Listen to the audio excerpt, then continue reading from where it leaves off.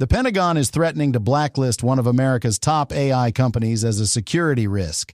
At the exact same time, OpenAI is wiring up to 1 gigawatt of AI compute in India with Tata. That's not a tech story. That's a power story. And it hits your portfolio whether you own AI stocks or just a boring S&P index fund. Welcome back to the comment section with Thomas Paul. Today we're breaking down why this India mega deal quietly rewires who controls AI, who gets paid, and how much leverage the U.S. actually has in the next decade. Here's the setup. In Washington, defense officials are warning that Anthropic's Claude models might be too risky for classified systems. They're talking about slapping a supply chain risk label on the company and potentially yanking a contract worth up to around $200 million. At the same time, in New Delhi, OpenAI just agreed to be the anchor tenant for Tata's new AI data centers, 100 megawatts of AI-grade compute at launch with an option to scale to 1 gigawatt. That is weapons-grade infrastructure. Here's where things get interesting. Think of it this way. In the old tech world, code was the weapon. In this new AI world, compute is the weapon. Whoever controls the giant data centers controls what models run, what data they see, and which currencies and payment rails those models are optimized around. And India just positioned itself as one of the main battlegrounds. Let's translate this deal into plain English. Tata Consultancy Services is building out a network of high-end AI data centers they're calling Hypervault. OpenAI has agreed to be the anchor customer. Phase 1, about 100 megawatts of AI-ready capacity. That's already huge. A typical enterprise data center might be 10, maybe 20 megawatts. So we're talking 5 to 10 normal facilities worth of power wired into GPUs. And here's where things take a step further. This contract includes an option to scale to 1 gigawatt. That's 10 times bigger. On a global scale, that would put this deployment in the top tier of AI-focused power anywhere on Earth. It's like reserving an entire small power plant just for neural networks. It's not just machines either. Tata is rolling out ChatGPT Enterprise to hundreds of thousands of its employees. They're using OpenAI tools to standardize how they build software, AI in coding, AI in back-office work, AI in client delivery. For OpenAI, that is recurring enterprise revenue. For Tata, it's multi-decade cash flow from running the plumbing behind AI. For global markets, it's a massive signal. India is no longer just the cheap outsourcing desk. It is becoming the backbone of AI infrastructure. But it's even getting worse. Zoom out to the India AI Impact Summit in New Delhi, where this is all being announced. In the same room, Sam Altman from OpenAI, Dario Amodei from Anthropic, Sundar Pichai from Google, Prime Minister Modi, and other heads of state. India is basically saying, if the global south is going to use AI, the servers will live here under our laws. That matters for sectors like finance, healthcare, and government, where data residency rules say sensitive data cannot leave the country. If the compute is on Indian soil, Indian regulators control what models can touch their banking data, their stock exchange, their identity systems. Foreign firms, including U.S. giants, must play by Indian rules if they want access to those workloads. But then, the unbelievable thing happened. Google is not sitting this out. They're planning a multi-billion-dollar AI hub in India as well. Multiple Western tech giants are racing to lock in land, power, and political goodwill, because whoever builds the AI factories first gets to dictate terms later. Now contrast that with Anthropic's week in Washington. On the product side, they just shipped Claude Sonnet 4.6. It's a mid-tier model, more capable than the old Sonnet 4.5, with a context window up to 1 million tokens. Translation: it can chew through entire code bases, long legal docs, and multi-step office workflows in one go, at roughly the same price point. For businesses, that's exactly the kind of tool that quietly replaces armies of junior staff and low-value contractors. But then he said this unbelievable thing. While Anthropic is bragging about that progress, the Pentagon is publicly threatening to classify the company as a supply chain risk for defense systems.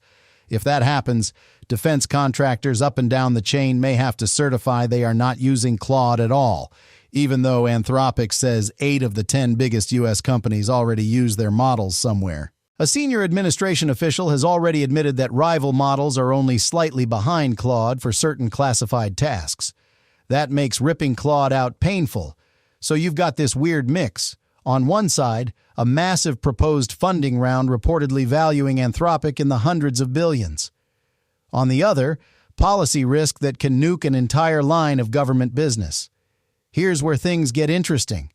Markets have started to separate the winners and losers.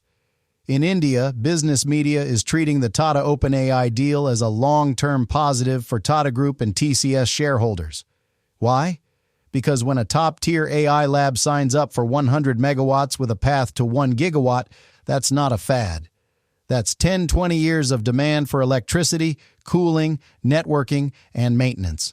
More GPUs and more energy in India means opportunity for local power utilities, semiconductor supply chains serving the region, and the contractors that build out transmission lines and substations.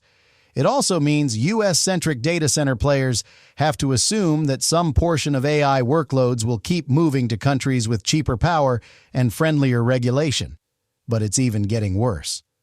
On the Anthropic side, investors are trying to price a very late-cycle pattern.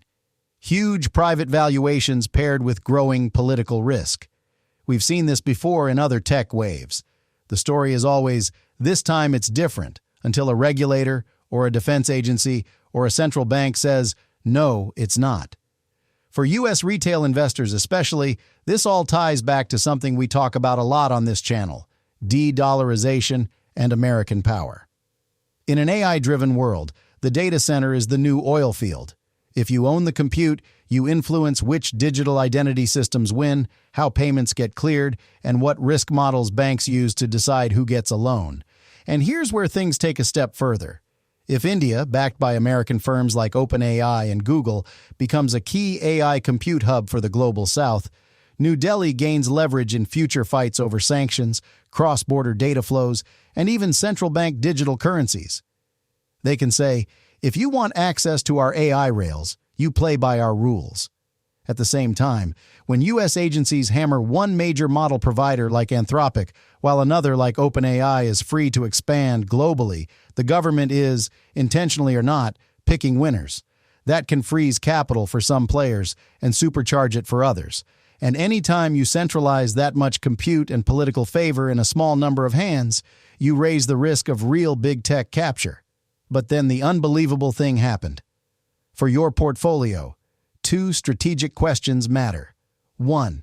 Will AI infrastructure consolidate in a few U.S.-aligned hubs like India and maybe some European clusters? Or will we see a fragmented multipolar system where China, the Middle East, and others run their own stacks? 2. Depending on that answer, how strong is long-term demand for dollars and treasuries if more of global AI-driven commerce clears outside purely U.S.-controlled systems? Before we get to the action checklist, quick note. This video was created with Fludge.io, the same system that powers this entire channel. If you're thinking, I'd love a channel like this but I don't want to be on camera, this is built for you. Fludge researches, writes, produces with AI avatars, and uploads videos automatically. You stay in control, step in where you want, and it works across niches from finance to hobbies. This is not low-effort spam. The only reason you're still watching is because the content is actually researched and structured. If you want that unfair advantage without burning out, check out Fludge.io. Here's where things get interesting. Let's turn all this into a simple checklist you can actually use. First, separate sexy AI apps from the boring picks and shovels. The flashy chatbots and image generators may or may not survive, but the data centers, chip makers, and transmission grid companies in countries signing multi-decade AI deals, those are the rails everyone else rides on. In my early 30s, I invested in boring, unfashionable stuff like that while friends chased hype coins. I didn't get rich overnight, but slow and steady compounded. This feels very similar. Second, watch where governments host AI for finance and defense. India making itself indispensable to OpenAI is a bullish signal for local infrastructure and IT. Pentagon pressure on Anthropic is a bright red flag that frontier AI carries serious regulatory risk, especially around national security. But then he said this unbelievable thing.